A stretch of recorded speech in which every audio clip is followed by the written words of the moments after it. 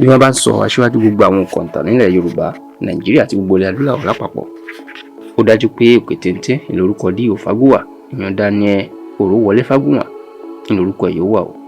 Kódà ògbó ńlá ilẹ̀ Yorùbá tó jẹ́ pé ó máa ń jẹ́ ìwúrí fún gbogbo ọmọ Yorùbá ni, ìyẹn ní gbogbo ìgbà tí wọ́n bá rántí orúkọ rẹ̀. Daniel Ọlọ́runfẹ́mi Fagunwa gan-an ni àpèjẹ orúkọ D.O. Fagunwa, bó tilẹ̀ jẹ́ pé Orowole lórí orúkọ tí ó kọ́kọ́ sọ, ṣùgbọ́n nígbà táwọn òbí ẹ̀ gba ẹ̀sìn Kìrìsìtẹ́nì tí wọ́n fàyè wọn fún Jésù gẹ́gẹ́ bí Olúwa àti Olùgbàlà ni wọ́n yí orúkọ rẹ̀ kúrò ní Orowole sí Daniel Ọlọ́runfẹ́mi Fagunwa.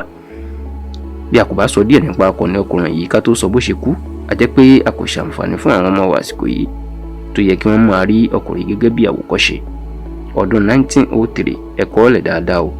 Ìní wọ́n bí D.O. Fagunwa, àwọn bíbí ìlú Òkè Ogbó tó wà lọ́nà ilẹ̀ Lójì nípínlẹ̀ Ondo. Ṣùgbọ́n ìtàn fìdí ẹ̀ múlẹ̀ pé ìlú Orígbó tó wà nítòsí ìlú Ìpètùmodù nípínlẹ̀ Ọ̀ṣun ni baba ńlá baba rẹ̀ ti wá o. Ilé ìwé St. Luke's School tó wà nílùú Òkè Ogbó ni D.O. Fagunwa ti kàwé alákọ̀ọ́bẹ̀rẹ̀ láàrin ọdún 1916 sí 1924. Bẹ́ẹ̀ ló tún ṣiṣẹ́ olùkọ́ nílé ìwé yìí kó tó di pé ó gba ilé ìwé St. Andrew College tó wà nílùú Ọ̀yọ́ lọ lọ́dún 1926 sí ọdún 1929 fún ìtẹ̀síwájú ìwé kíkà rẹ̀. Láti ilé ìwé ni D.O. Fagunwa ti ní ẹ̀bùwé tàbí ká kú ní ìtàn kíkọ. Ìgbàgbọ́ wà pé òun gan-an ni àníyàn àkọ́kọ́ tí ó kọ́kọ́ kọ ìwé ìtàn lórílẹ̀‐èdè yìí. Yàtọ̀ sí èyí o, bí gbogbo Áfíríkà ìyẹn ilẹ̀ adúláwọ̀ àti tóbi tó, Fagunwa ni òǹkọ̀tà àkọ́kọ́ tí yóò fi èdè abínibí kọ ìtàn. Bí a bá mú Bíṣọ́ọ̀bù Samuel Ajayi Crowther tó tú Bíbélì sí èdè Yorùbá, D.O. Fagunwa ni a tún lè pè ní ọmọ Yorùbá kejì tí ó fi èdè Yorùbá kọ nǹkan jáde sínú ìwé o. Ọdún 1938 ni D.O. Fagunwa gbé ìwé ìtàn àkọ́kọ́ rẹ̀ tí kò lè jẹ́ kórúkọ rẹ̀ parí títí láéláé jáde, ìyẹn ìwé ìtàn Ògbójú ọdẹ nínú igbó Orúnmọlẹ̀. Ìwé yìí gan-an ni ọ̀pọ̀ àwọn bàbá àti ìyá wa títí lórí àwọn bàbá àti ìyá wa àsìkò yìí ni wọ́n kà dàgbà. Ìwé yìí ló fún ọ̀pọ̀ àwọn òǹkọ̀tàn ní ìwúrí láti máa kọ ìtàn. Nǹkan àbàmílà ni D.O. Fagunwa ló kọ sínú ìwé ìtàn yìí o. Bẹ́ẹ̀ ló jẹ́ pé àyè yìí kò lè gba àtúpalẹ̀ rárá. Gbogbo Nàìjíríà àti ilẹ̀ adúláwọ̀ ni ìwé ìtàn yìí mì tìtì tó sì dohun tí gbogbo àgbáyé ń wá kiri nígbà tí gbajúmọ̀ òǹkọ̀tàn ni ọ̀jọ̀gbọ́n Wọlé Ṣóyínká tó ṣe ẹ̀dá rẹ̀ sí èdè òyìnbó, ìyẹn kó tú sí èdè òyìnbó lọ́dún 1968. The Forest of 1,000 Demons ìní Ṣóyínká pàkọ́lé rẹ̀. Bẹ́ẹ̀ ló jẹ́ pé ìwé Fagunwa yìí ni Wọlé Ṣóyínká ìní ó fi ní orúkọ àti òkìkí kárí àgbáyé. Èdè òyìnbó tí Wọlé Ṣóyínká tú sí ìgan ló jẹ́ káwọn òyìnbó rí Fagunwa gẹ́gẹ́ bí àkàndá ẹ̀dá tí wọ́n ń gbóríyìn fún. Lẹ́yìn ìwé ìtàn àkọ́kọ́ tí Fagunwa kọ yìí, ó tún gbé àwọn ìwé ìtàn mánigbàgbé tí kò lè kùtà láíláí jáde, ìyẹn ìwé ìtàn Igbó Olódùmarè tó jáde lọ́dún 1949, Ìrèké Oníbùdó tó jáde lọ́dún 1949 kan náà, Igbó Elégbèje ìyẹn lọ́dún 1954 ló jáde, àti Àdìtú Olódùmarè tó ń jáde lọ́dún 1961. Àkàtúnkà làwọn ìwé ìtàn yìí, bẹ́ẹ̀ ni gbogbo èèyàn tó bá ti kà á lè jẹ́rìí sí pé àwọn nǹkan àbàmì àti àgbàyanu ló wà nínú rẹ̀. Kí ló wá pa D.O. Fagunwa o? Báwo ló ṣe kú gan-an? Oríṣiríṣi awuyewuye ló wà lórí ikú akọni òǹkọ̀tàn yìí. Kódà àwọn kan máa ń sọ pé wọn kò rí òkú rẹ̀ lásìkò yìí, ṣùgbọ́n baba ńlá arọ́ ni o. Ẹ jẹ́ ká sọ bí D.O. Fagunwa bó ṣe fayé sílẹ̀ fún yín. Ọjọ́ mánigbàgbé ni ọjọ́ náà, ìyẹn ọjọ́ keje oṣù kejìlá ọdún 1963. Lásìkò tá à ń wí, gbajúmọ̀ iléeṣẹ́ ìtẹ̀wé tó ń gbé ìwé jáde ní ìyẹn Heinma ìní Fagunwa bá ṣiṣẹ́ àwọn òyìnbó ló sì ní iléeṣẹ́ tá à ń sọ yìí o. Àwọn ọ̀gá iléeṣẹ́ yìí ni wọ́n ránṣẹ́ sí Fagunwa pé kó gbéra lọ sílùú Kánò láti lọ pàdé àwọn òyìnbó méjì tó ń bọ̀ wá sí Nàìjíríà láti iléeṣẹ́ náà lórí bí iléeṣẹ́ Heinma yóò ṣe túbọ̀ gbòòrò sí Nàìjíríà.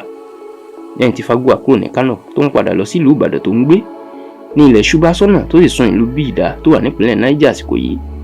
Bó ṣe dìdájọ́ ọjọ́ kejì ni òun àti dẹ́rẹ́bà ẹ̀ tó ń jẹ́ James ni wọ́n gbéra kúrò ní ilé ìtura tó sùn láti tètè wọ ọkọ̀ ojú omi tí yóò gbé wọn gba odò Wúyà tí kò ní afárá ìyẹn bíríìjì nígbà náà.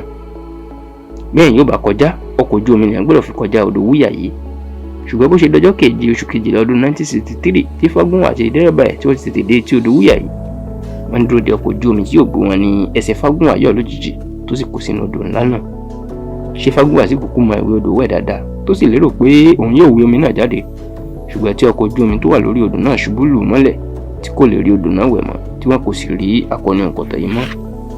Nǹkan ṣe, èèmọ̀ ṣẹlẹ̀, gbogbo ilẹ̀ Yorùbá àti Nàìjíríà ló dàrú. Ọjọ́ mẹ́ta ni wọ́n fi wá Fagunwa, ṣùgbọ́n lẹ́yìn ọjọ́ kẹta ni wọ́n rí òkú rẹ̀ létí odò. Kàyéfì ńlá kan nípa òkú Fagunwa tí wọ́n rí ni pé kò jọ bíi pé ó ti kú sínú omi tipẹ́ nítorí fìlà tó dé ó sì wà bẹ́ẹ̀. aago ọwọ́ rẹ̀ wà bẹ́ẹ̀, kódà ìgójú rẹ̀ náà sì wà bẹ́ẹ̀, ìyẹn glasses ẹ̀ tí kò sì jọ ẹni tó ti kú rárá. Láì fara oògùn, bí akọni ńlá ìṣeré wàlẹ̀ àṣà ìrè o, ìyẹn kó dágbére fáyé tí wọ́n sì sìnkú rẹ̀ sí ìtẹ́ òkú St. Luke Anglican Church tó wà nílùú Òkè Igbó nípìnlẹ̀ Ondo. Títí dàsìkò yìí ni wọ́n sì ń bọ Fagunwa bí òòṣà nílùú Òkè Igbó. Kódà wọ́n yẹ ọjọ́ kan sọ́tọ̀ tí wọ́n fi ń ṣẹ̀yẹ fún un. Bẹ́ẹ̀ ló jẹ́ pé òun ni ògo ìlú Òkè Igbó gẹ́gẹ́ bí Ọbáfẹ́mi Awólọ́wọ̀ ṣe jẹ́ sí ìlú Ìkẹ́nnẹ́, tí Ládòkè Akíntọ́lá náà jẹ́ sí ìlú Ògbómọ̀ṣọ́. Ìwé ìtàn eré ọlá Olódùmarè ni Fagunwa ń kọ lọ́wọ́ tó fi jáde láyé, táwọn èèyàn rẹ̀ kò sì rí ibi tó ń kọ sí dàsìkò yìí. Ọ̀pọ̀ èèyàn ló gbàgbọ́ pé àwọn ọ̀rúnmọlẹ̀ àtàwọn ayé ló pa Fagunwa nítorí àwọn nǹkan àbàmì tó máa ń kọ àti bó ṣe máa ń tú àṣírí àwọn nǹkan àdìtú síta. Àwọn nǹkan ńláńlá tó wà tó yẹ ká sọ nípa akọni nǹkan tán ilẹ̀ Yorùbá yìí, ṣùgbọ́n ẹ ó bá ìtàn ìgbésí ayé Leo Fagunwa lẹ́kùnrẹ́rẹ́ ẹ bá pàdé nínú lábala àwọn akọni Yorùbá tòótọ́, ìyẹn ní abala èyí tó ń jáde ní gbogbo ọjọ́bọ̀, ìyẹn ọjọ́ tọ́sí ọ̀sọ̀ọ̀sẹ̀ lórí tẹlifíṣàn Yorùbá Tòótọ́. Ẹ má gbàgbé, ẹ máa sọ nípa tẹlifíṣàn yìí fún àwọn ọmọ Yorùbá tí ò tí ì mọ̀, ẹ máa pín kiri yín pé kí ẹ máa share, kí ẹ sì jẹ́ káwọn èèyàn máa darapọ̀, ká máa subscribe títí dọ̀sẹ̀ tó ń bọ̀ tá a tó pàdé. Ẹ pè wọ́n sórí 08052009427. Yorùbá Tòótọ́, agbẹnusọ ọmọ káàárọ̀.